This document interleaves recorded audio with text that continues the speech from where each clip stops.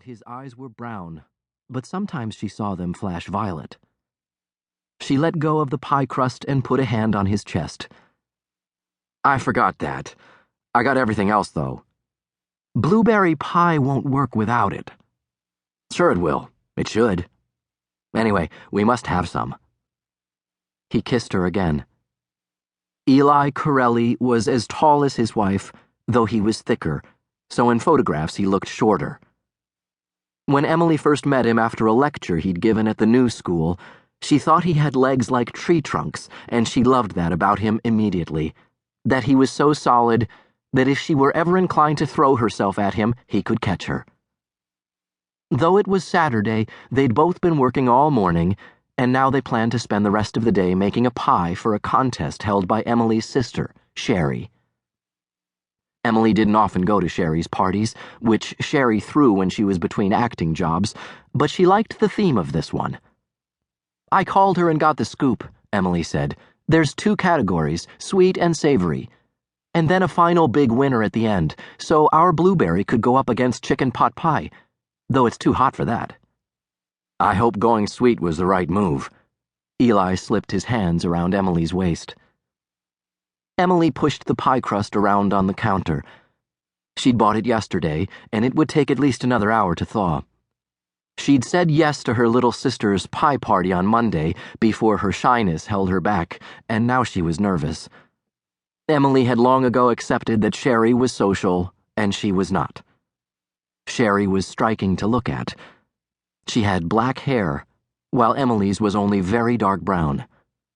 And Sherry's face was all angles, so her photographer friends loved to take her picture because of all the shadows they could find when they lit her. Emily's face was softer and rounder, and she was quicker to tan.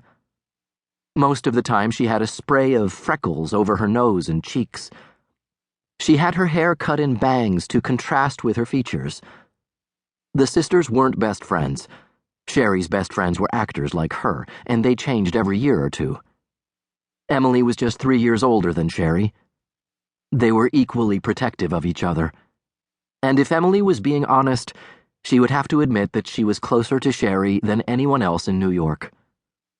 Emily had been too shy in her 20s, and then she'd surprised herself and everyone else when she met Eli and married him. But instead of becoming more confident because she had a husband who everyone loved, she had come to live too much inside their marriage. She beat herself up about this situation and often thought up schemes that would change the dynamic before it solidified, and she completely lost her identity to their coupledom. Before she was with Eli, she had trained herself to love to go to yoga at least a few times a week, to switch to Merlot after a Manhattan, or to just start with Merlot, to not feel remorseful when she went shopping for clothes and brought home the same charcoal cashmere cardigan over and over again. She had learned to care for herself. Now she was sure she could work herself out of this newish state, and she believed that she absolutely had to before they had children. Emily was aware of the calculation that went into her decision to go to this party, aware of how purposeful she was, and how she was bothered by it, but she was determined to go anyway. Eli never seemed to tear himself up the way she did. She loved Eli, but she was often frustrated with herself and jealous of her husband. The more I think about it, the more I don't see how we'll win with straight-ahead blueberry. Eli opened some cabinets.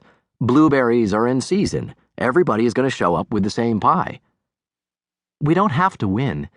We just want to make a yummy pie, that's all. Not some avant-garde bacon and peach monstrosity. I want ours to be liked. Liked? No, baby, it's easy to make a likable pie. I want to see people fucking love whatever we make. I want to see forks go in mouths and swoons happen. I want to see finger licking, not liking. Eli wouldn't stop moving around the kitchen. He frowned. I want to help you cook this thing, but what's always weird about Saturday afternoons is that I need a nap. I won't sleep, but I'll go in there with you. They held hands and walked into their bedroom. They rented the parlor floor of an oversized limestone townhouse on Clinton Street, in Carroll Gardens in Brooklyn.